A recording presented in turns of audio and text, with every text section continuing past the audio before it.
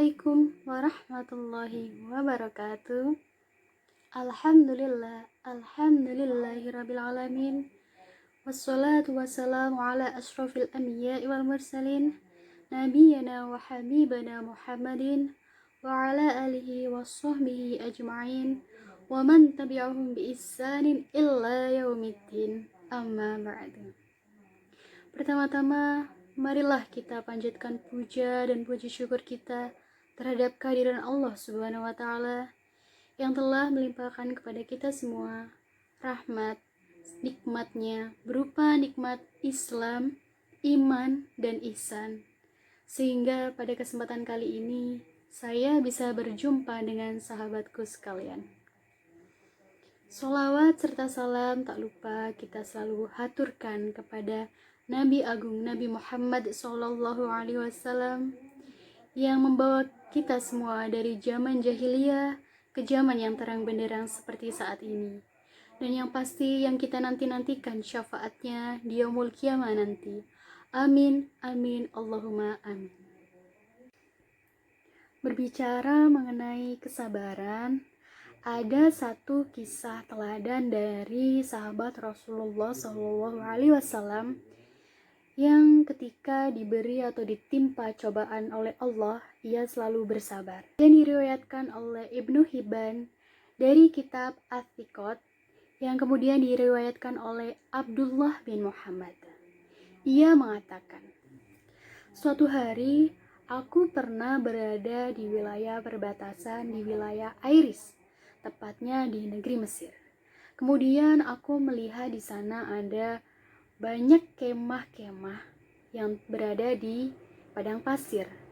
Dan aku melihat satu kemah kecil, dan yang aku yakini bahwa pemiliknya itu adalah orang yang sangat miskin.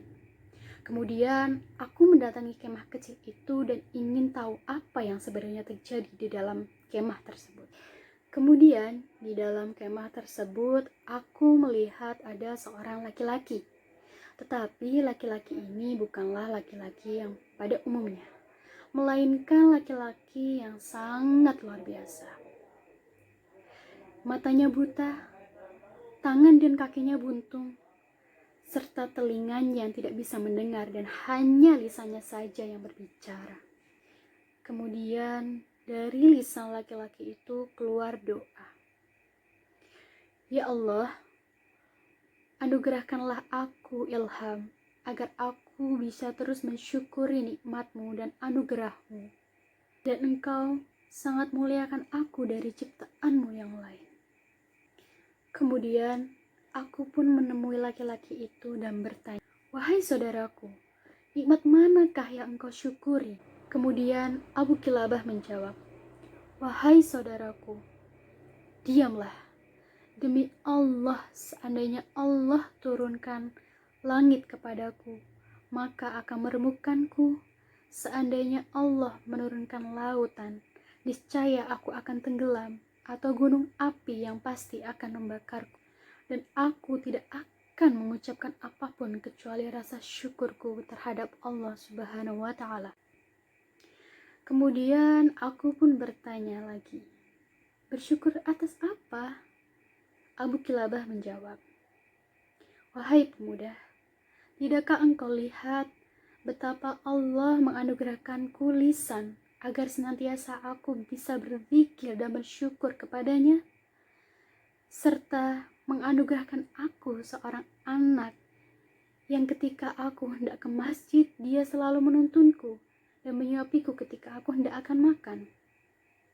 Tapi semenjak 3 hari terakhir, aku tidak pernah melihatnya. Bisakah engkau carikan untukku anak pemuda? Kemudian, aku pun mencarikan anak itu untuk laki-laki tersebut. Dan aku melihat ada beberapa kerumunan singa. Dan terkejutnya aku ketika aku melihat jenazah, bahwa jenazah itu adalah anak dari laki-laki tersebut. Dan aku pun bingung untuk mengatakannya kepada laki-laki tersebut. Akhirnya aku kembali dan bertanya kepadanya, wahai saudaraku, sudahkah engkau mendengar kisah tentang Nabi Ayub? Laki-laki itu pun menjawab, Ya, aku sudah pernah mendengarnya. Aku bertanya lagi. Sesungguhnya Allah telah memberikan cobaan kepada Nabi Ayub berupa musibah yang bertubi-tubi. Sudahkah engkau tahu? Ya, aku sudah tahu. Lantas aku pun bertanya lagi. Sesungguhnya Allah telah memberikan cobaan kepada Nabi Ayub berupa kehilangan hartanya, kemudian kehilangan semua anaknya, kemudian dengan kefakiran, dan yang terakhir yaitu dengan cobaan penyakit kepada badannya. Lantas apakah yang Nabi Ayub lakukan, wahai laki-laki? Laki-laki itu pun menjawab, ia tetap bersabar dan selalu berserah diri kepada Allah Subhanahu wa Ta'ala. Aku pun berkata, sesungguhnya engkau pun telah diuji dengan tewasnya anak laki-lakimu itu yang aku temukan sedang dimakan oleh singa. Kemudian laki-laki itu pun menjawab, Alhamdulillah, Allah telah menganugerahkan aku seorang anak laki-laki yang luar biasa dan mengambilnya pula dariku, agar ia terhindar dari maksiat dan seluruh isinya. Kemudian laki-laki tersebut menarik nafas panjang dan menghembuskan nafas terakhirnya. Kemudian datanglah 4 laki-laki berkuda dan bertanya kepadaku, wahai pemuda, apa yang sebenarnya terjadi dengan laki-laki ini? Kemudian aku pun menceritakan semuanya. Masya Allah, wajah yang senantiasa bersujud kepada Allah dan mata yang senantiasa tertunduk atas apa yang diharamkan oleh Allah, hingga badan yang selalu tertunduk dan bersujud ketika orang-orang sedang tertidur pulas. Itulah dia, laki-laki itu. Apakah engkau tidak mengenalnya? Sungguh aku tidak mengenalnya. Kemudian keempat laki-laki itu pun menjelaskan, ini adalah Abu Kilabah, di mana dia pernah diminta oleh khalifah untuk menjadi hakim. Namun ia menolaknya dan pergi ke Mesir, lalu tinggal dalam keadaan yang sederhana dan akhirnya meninggal dalam keadaan husnul khatimah. Wallahu a'lam bishawab. Sahabatku semua yang dirahmati oleh Allah, berkaitan dengan kesabaran ini, saya jadi teringat satu ayat yang berbicara tentang kesabaran. Qala Allah Ta'ala fil Qur'anil Azim, A'udzu billahi minasyaitonir rajim. Bismillahirrahmanirrahim. Ya ayyuhalladzina amanu ista'inu bis-sabri was-shalah. Innallaha ma'as sabirin. Shadaqallahul azim.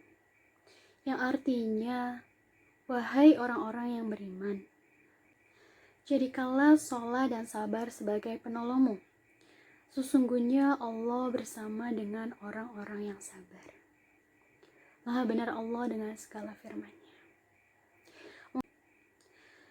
Semoga dengan adanya kisah dari Abu Kilabah ini bisa menjadikan kita semua menjadi orang yang lebih bersabar dan menjadikan kita bermuhasabah diri kepada Allah Subhanahu wa Ta'ala, dan menjadikan kita menjadi orang yang rendah diri dan selalu bersyukur kepada Allah Subhanahu wa Ta'ala. Mungkin itu saja yang bisa saya sampaikan. Kurang lebihnya mohon maaf, karena kesempurnaan hanya milik Allah Subhanahu wa Ta'ala semata. Assalamualaikum warahmatullahi wabarakatuh.